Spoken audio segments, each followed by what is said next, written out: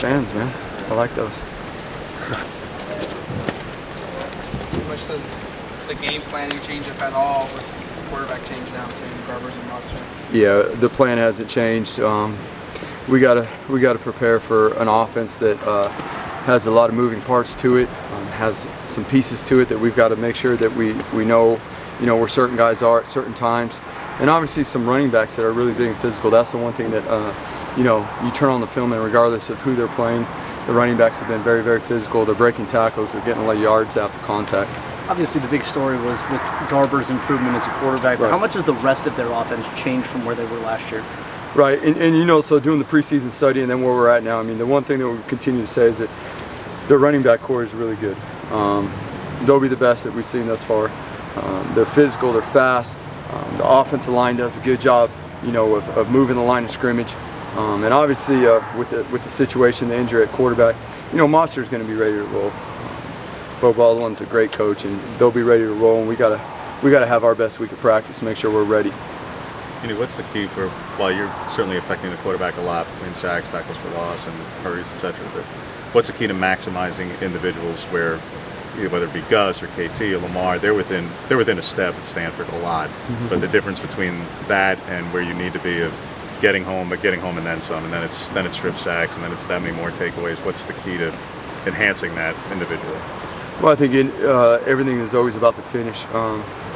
We're always trying to finish every single rep and trying to do a better job, and making an emphasis of that in the bye week was a huge part of how we're finishing on our pass rush, how we're finishing coming off, getting out and escaping off blocks and finishing with our trail arms. That's going to allow us to be more productive, whether it's in the run game or the pass game. So that's been a huge emphasis for us as a whole on the defense, on the perimeter. The secondary got to take on blocks on the perimeter screens and things like that. And just making sure that we're all doing the best we can to overemphasize that in practice so we get just a little bit of that when we need it. How big is the difference there where people talk about like wasted steps, wasted movements and stuff, especially on the edges? Right. How much does literally the difference of inches saved by way of getting home versus not? Yeah, you said it. I mean, every step counts, right? Every step counts. So we're always on our footwork. We drill footwork. We show it on film. We coach it. We show clips of NFL guys and footwork. And every step counts, every second counts. It's huge. Andy Thomas was just saying he doesn't care if you guys win 52-42 or 7-6, but I imagine you take a lot of pride in this streak you guys have of keeping guys out of the end zone. I take a lot of pride in being prepared every single day with some urgency and working to meet our standard every single day. And you know what? I don't know, what the scoreboard is going to say when it does that, but I know what the product, what that looks like on the field. Every single day, whether it be practice or whether it be a game, and that's what we're trying to instill in our guys. Obviously, that's a work in progress. It's hard for anybody and everybody to do that every day in whatever profession you're in. So that's what we're trying to build. Everybody's chasing perfection, obviously, going through details and all that, but when your defense has been as good as it was in the first 4 weeks, what did you work on during the bye week, or is that just more about giving guys a couple days away from football? No, there were certain things at each position, specifically, that we needed to get better at, and ironically for us, one of them was our finish, and how are we going to continue to maximize the situations we're in? How are we going to tackle better? And number one, how are we going to get ourselves in position to tackle better? How are we going to execute those fundamentals of tackling better? Our operation is always key. There's still things within our operation that we need to continue to perfect, as we were talking about. And let's be honest, I mean, it's really, really easy to fall off in certain areas. So every week is a new week. Every week has a new life of its own. So whether it's a bye week, a game week, whatever, that week has a life of its own. And we generate and we build that life every single week. And we're working to build the best one we can every week. Is bye week beneficial, or does it kind of hurt when you guys are rolling the way you are? Is like you can keep momentum week to week, Does a bye week kind of change that rhythm at all? Well, I mean, you're not playing a game, so it gets you off a little bit of that game schedule rhythm. But in terms of keeping your edge, I think is what you're talking about.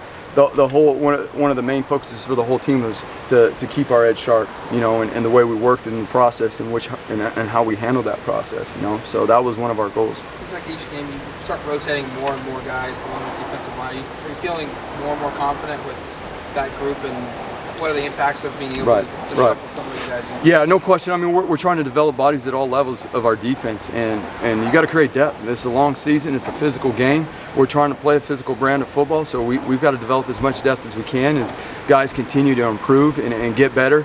and not only with their fundamentals and their technique, but just how their urgency and how they prepare each and every week. You got to trust. You know, we're trying to build dependable depth, right? Not just depth. You can't just send guys on the field. They got to be dependable as well. What do you look at when you try to find stuff on Devon Modster for film? I mean, obviously he's got maybe a quarter and a half of tape this season, but do you go back to UCLA to see tape of him? How does that work?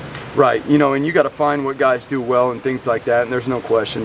But the focus is still, you know, as always, the focus has to be on our operation. There are things that we definitely, on our end of things, that we've got to be ready for in the pre-snap and handling different situations, different formations, different things like that.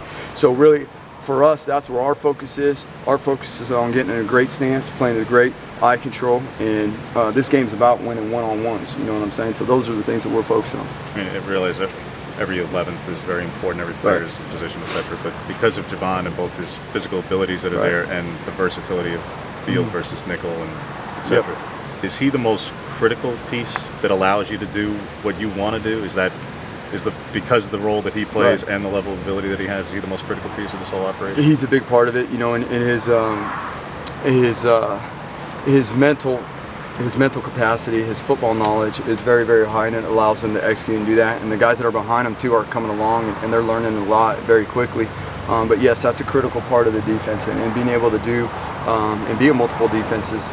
The guys on the edges in particular, especially his position, they've got to be great physically and mentally, and be able to handle it all. And you know, we're talking about, you know, he's played really, really well, but you know, he'll tell you still. I mean, there's a work in progress. There's things that he's working to get better at every week, but we're excited about the direction he's going, most definitely. You said preparation hasn't changed, but what maybe does Modster do differently than Garbers? You know, from what we have seen, the targets are targets. I mean, there's wide receivers that you know, they have targeted and got the ball to in certain situations and things like that. You know, you've got to believe that they're going to continue to try to get their best ball players the ball in their hands. I mean, that's football, and try to win one-on-ones with the guys that they have been. And obviously, Monster's going to get all the reps now with the ones, and you know, that's what, you know, you got to prepare for. So obviously he's going to have more reps than you would as a two quarterback. So we're fully prepared for him to handle that offense. You know, now obviously as a starter, and we've got to be on point. I realize you can't speak to the pass in this league because this is your first year, but the running backs as a whole are down. A lot of the top backs are down. You've had a role in that, certainly.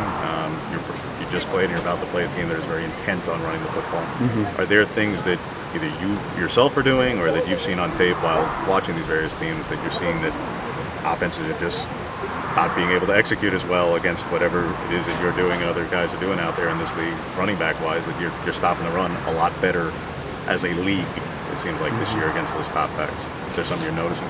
Well, I mean, we've been in it for one game, you know, one conference game. So, and we've had really good games where we've done well against the run. And I will say this: we have continually progressed throughout the course of the season against the run game, and it's something that we're not where we need to be yet in the run game. By no means, we're not there, and we've made that very clear to our guys. And it comes down to, you know, the basic fundamentals. So, for me to be able to speak on others or what we've done, I mean, we've seen one conference opponent, and we're excited about the way our guys handled that challenge. But there's things within there also that we need to build on. There's things we got to tackle better. We didn't start off last game tackling very well. You know, that tailback, you know, from Stanford broke some tackles there, and then that's, you know, we've got to improve on that. Good. Thank you guys. Thank you, Coach.